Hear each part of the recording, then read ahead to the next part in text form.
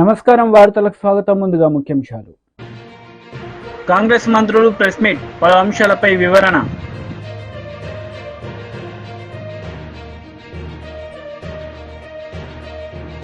BRS నేతలు press meet, పలు అంశాలపై వివరణ.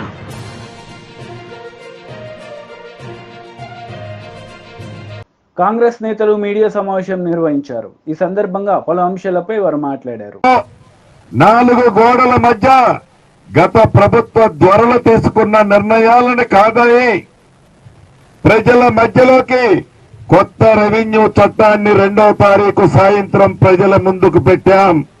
23వ తారీఖు వరకు పబ్లిక్ డొమైన్ లో ఉంచాం.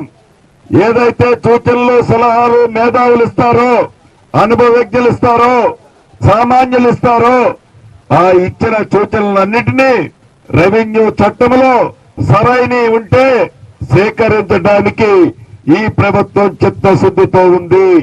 చివరికి ఆనాటి మేధావి 80,000 పుస్తకాలు చదివిన ఇచ్చిన సూచనలు కూడా మంచివైతే ఈ చట్టంలో తీసుకోవటానికి ఈనాటి ప్రభుత్వానికి ఏ రకమైన భేషయాలు లేవు అని కూడా తెలియజేస్తున్నాం.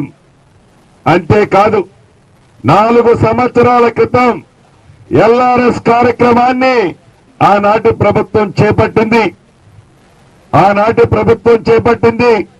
ఈ ఎల్ఆర్ఎస్ కార్యక్రమాన్ని ఇందిరమ్మ రాజ్యం వచ్చిన తర్వాత సామాన్య ప్రజలు ఏదైతే ఇబ్బందులు పడుతున్నారో ఆ ఇబ్బందులు పడవద్దని గౌరవ ముఖ్యమంత్రి రేవంత్ రెడ్డి గారి నాయకత్వంలోని ఈ ప్రభుత్వం, భట్టి గారు, కేబినెట్ మంత్రులమైన మేమందరం కలిసి నిర్ణయం తీసుకున్నాం. రాబోయే కొద్ది రోజుల్లోనే, ఈ 2 నెలలలోపే ఆ ఎల్ఆర్ఎస్ కార్యక్రమాలను కూడా యుగటి ప్రజల మనసులో ఉంది. రేషన్ కార్డులు, దానికి మంత్రి అన్నే సబ్ కమిటీ వేశాం. ఆ సబ్ కమిటీలో చైర్మన్ గా అన్నే ఉన్నారు. వారి నాయకత్వంలోనే నిన్న 2 మంత్రులు కూర్చున్నాం. రేషన్ కార్డు, కొత్త రేషన్ కార్డుతో పాటు ఆరోగ్యశ్రీ కార్డును కూడా సపరేట్ గా ఈ ప్రభుత్వం ఇవ్వాలన్నది నిర్ణయం తీసుకున్నది. దాని విధి విధానాలని క్షుణ్ణంగా నిన్న మొదటి మీటింగ్ అయింది.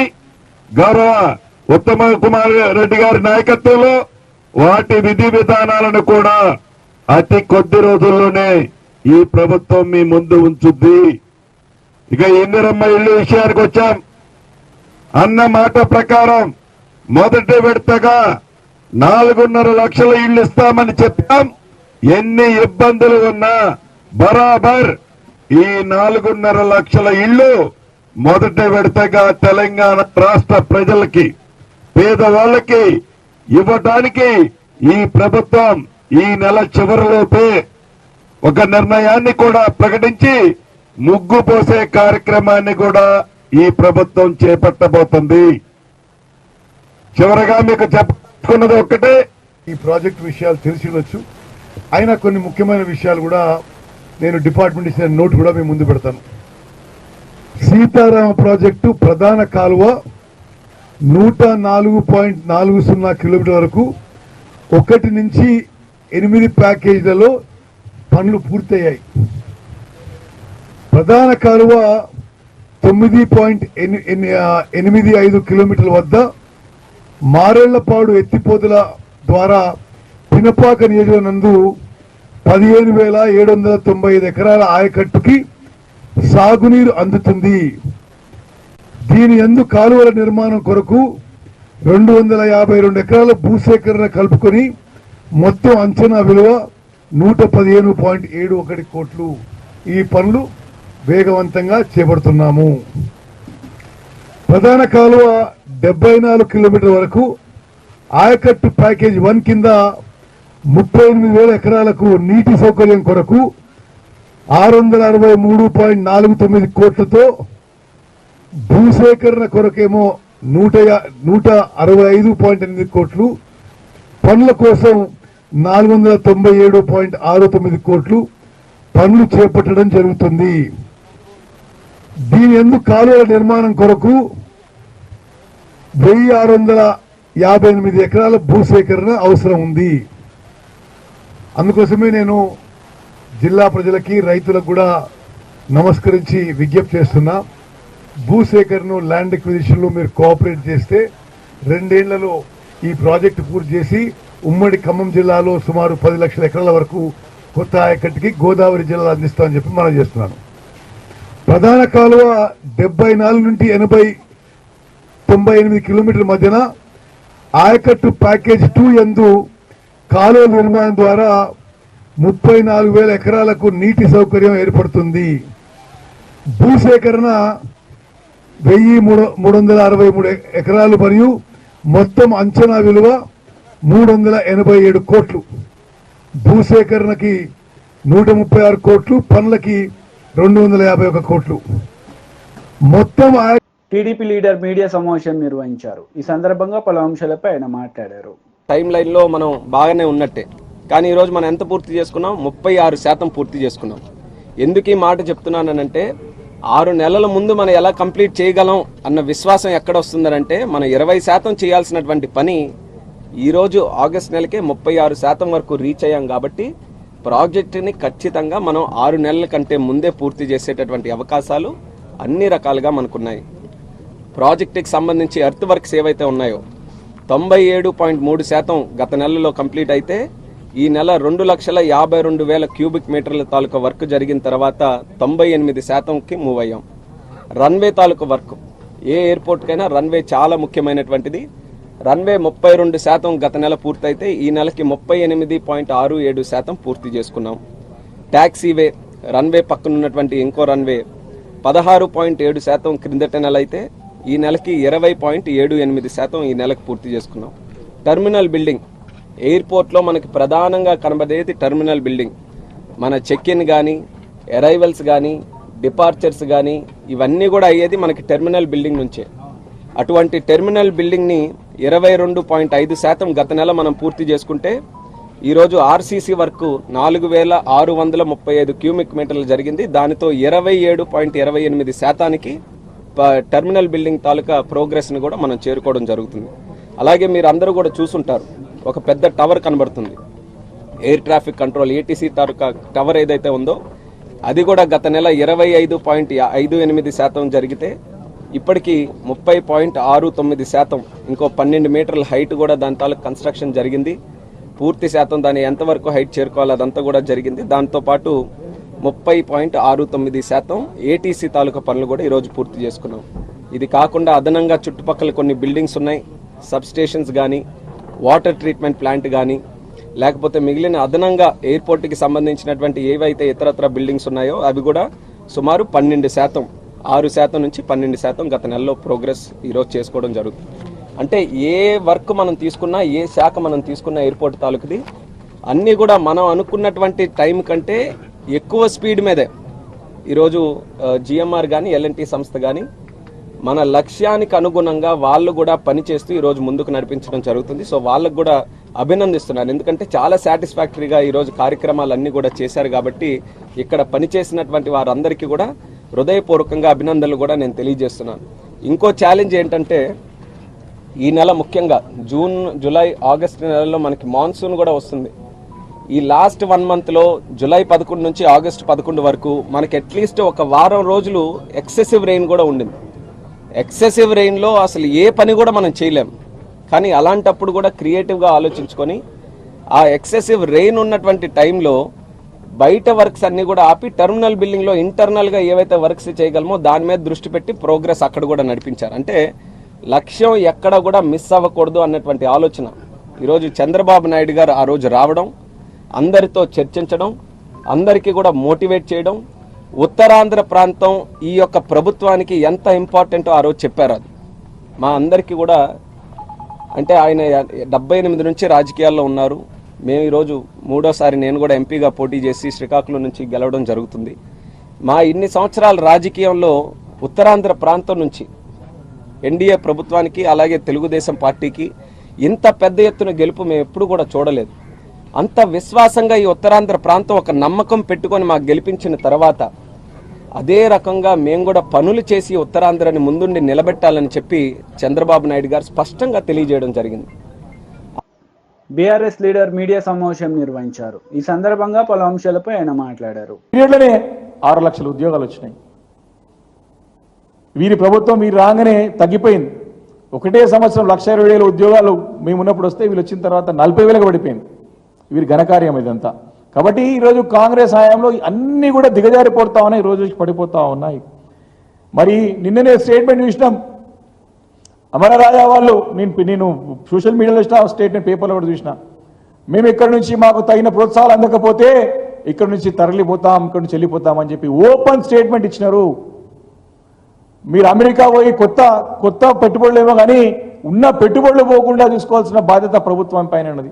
దీన్ని ప్రశ్నించడానికి బీజేపీ నాయకులకు సమయం ఉండదు, మాటలకి రాదు. ప్రజల శ్రేష్ఠ అవసరం మీద వరకు హైదరాబాద్ నగరం అభివృద్ధి చెందొద్దు, తెలంగాణ రాష్ట్రం ముందుకు పోవద్దు, వీళ్ళు ఇట్లే ఉండాలనే ఆలోచన అంటే భావదారిద్ర్యంతో ఉన్నటువంటి నాయకులు ఈ బీజేపీ నాయకులు రాష్ట్రంలో.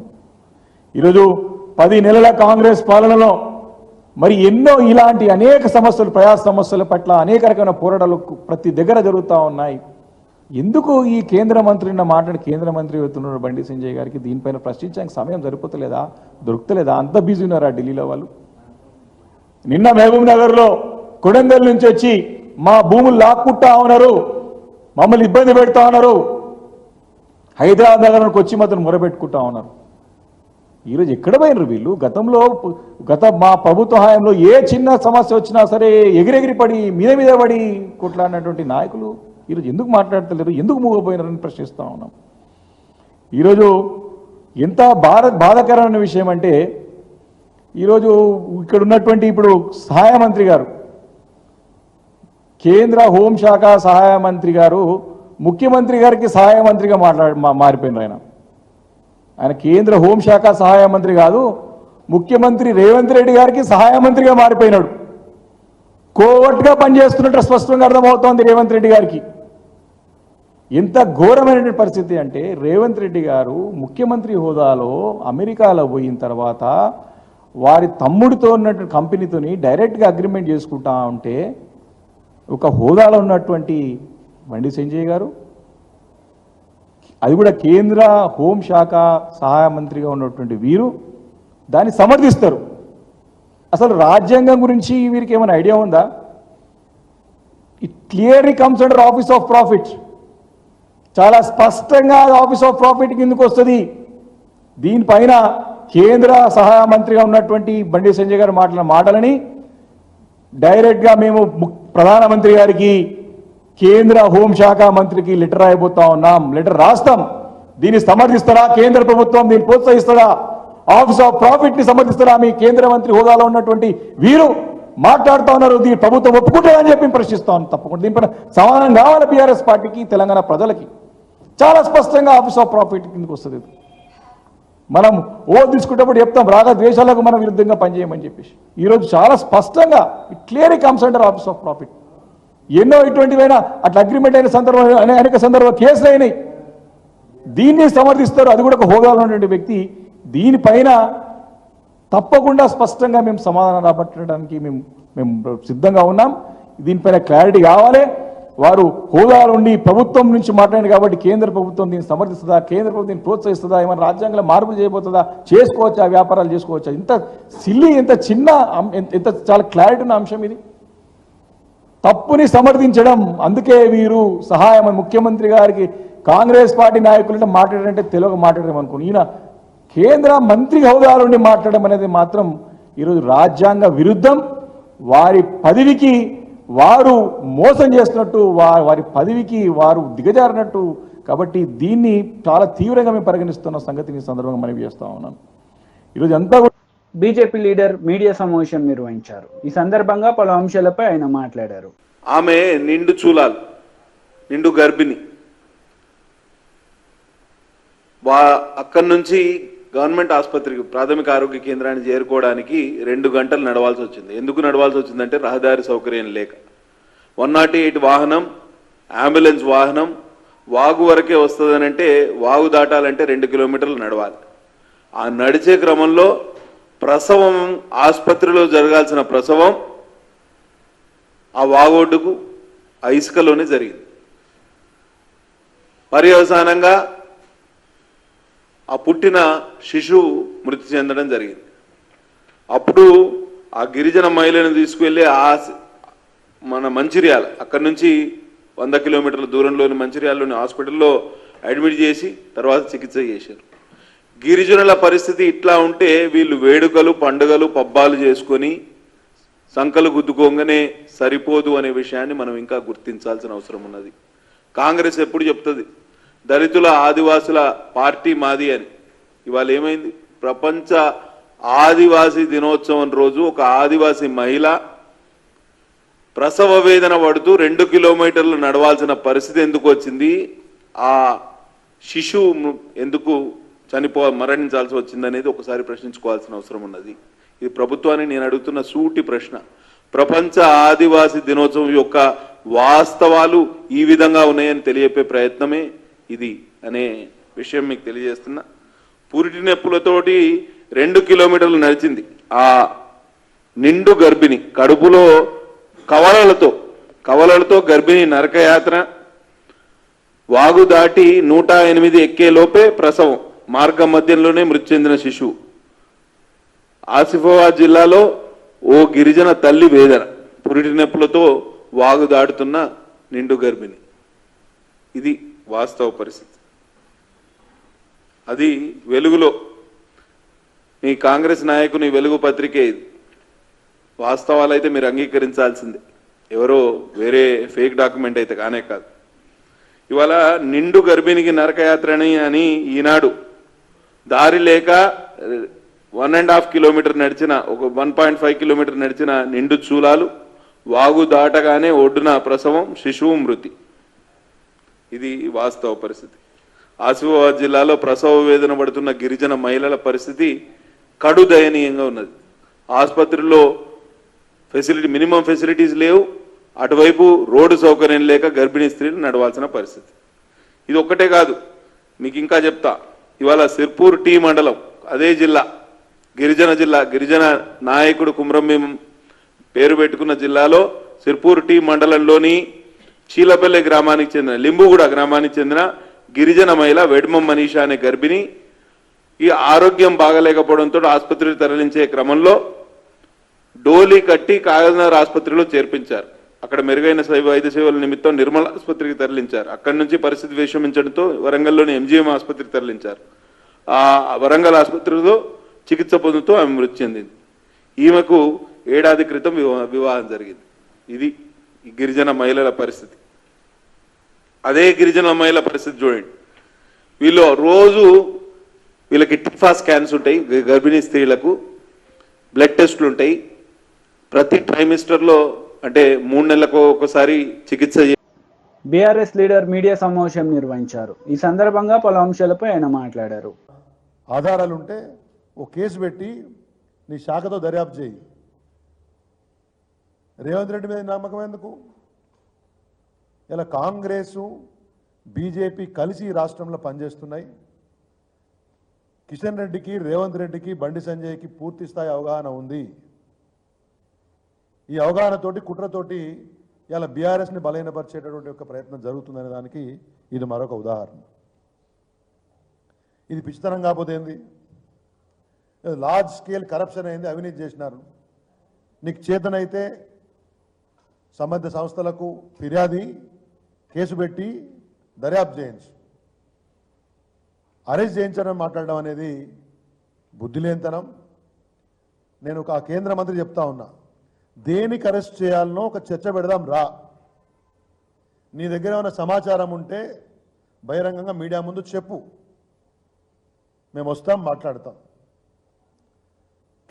ఏదో అందరి ధర్మాన్ని అల్లుడు వచ్చిన ఒక సామెత ఉంది. దానిలాగా నరేంద్ర మోడీ పేరు మీద ఇంకో జై శ్రీరామ్ నినాదం మీద నీకు ఎంపీ పదవి వచ్చింది, కానీ దాంతో ఒక పదవి వస్తే కేటీఆర్ను విమర్శిస్తాను, దాంతో వార్తల్లో ఉంటాను అనుకుంటే నేను ఒక ప్రశ్న వేస్తున్నాను. కేటీఆర్ 10 సంవత్సరాలుగా ఈ రాష్ట్రానికి మంత్రిగా చేసిన సేవ ఏందో రాష్ట్రంలో ప్రజలకు తెలుసు. ఐటీ రంగంలో అభివృద్ధి తెలుసు, పారిశ్రామిక రంగంలో అభివృద్ధి తెలుసు, ఎన్ని ఉద్యోగాలు వచ్చినాయో తెలుసు, హైదరాబాద్ నగరం ఎట్లా అభివృద్ధి చెందిందో తెలుసు.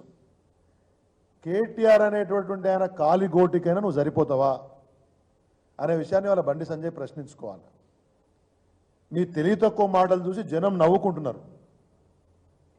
మనకు ఇద్దరు అసమర్థ కేంద్ర మంత్రులు ఉన్నారు, చదువురాని కేంద్ర మంత్రులు, రాష్ట్రానికి భారంగా తయారైనారు. మొన్న కేంద్ర బడ్జెట్ వస్తే నయా పైసా తీసుకురాలేని చేతగాని దద్దమ్మలు రాష్ట్రానికి 3 లక్షల కోట్లకు పైగా పోయిన 10 సంవత్సరాల్లో పెట్టుబడులు తీసుకొచ్చి 25 లక్షల పైగా ఉద్యోగాలు సృష్టించినటువంటి యొక్క కేటీఆర్ మీద అరెస్ట్ చేయాలని మాట్లాడడం అనేది ఎంత చిల్లర విషయం అండి. కరీంనగర్ ప్రాంతానికి ఎంపీగా ఉంటే కల్వర్టుకు నిధులను పట్టుకొచ్చినావా? కేటీఆర్ గురించి మాట్లాడే మినిమం అర్హత నీకుందా అనే విషయాన్ని బండి సంజయ్ ప్రశ్నించుకోవాలి. మొన్న బడ్జెట్ అప్పుడు మాట్లాడుతుంది ఇదే బండి సంజయ్. ఎంత అవగాహన రాహిత్యం అంటే ఈయనకు మంత్రి పదవి ఈయనకు వచ్చినందుకు కాదు, ఈయనకు ఇచ్చిన వాళ్ళు అనాలి. బడ్జెట్లో ఏం రాలేదు అంటే హైదరాబాద్ ఇండస్ట్రియల్ బెంగళూరు కేరిడార్ హైదరాబాద్ బెంగళూరు ఇండస్ట్రియల్ కేరిడార్ వచ్చింది, అది రాలేదా అంటాడు. ఒరే నాయన, హైదరాబాద్ బెంగళూరు ఇండస్ట్రియల్ కేరిడార్ కాదు, దాంట్లో ఆంధ్రప్రదేశ్ ప్రాంతంలో అనంతపూర్లో ఓర్వకల్లని ఒక నోడ్ ఉంది, దానికి ఇచ్చింది కేంద్ర మంత్రి పైసలు, తెలంగాణకి ఇయ్యలే. అంటే ఇంత తెలివి తక్కువ చదువు. వార్తలు ముగించే ముందు ముఖ్యాంశాలు మరోసారి. కాంగ్రెస్ మంత్రులు ప్రెస్ మీట్, పలు అంశాలపై వివరణ.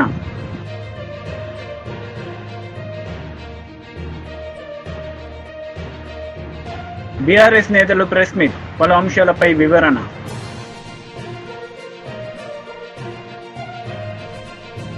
ఈ వార్తలు ఇంతటితో సమాప్తం. తిరిగి ప్రసారమయ్యే వార్తల్లో మళ్ళీ కలుద్దాం. అంతవరకు సెలవు. నమస్తే.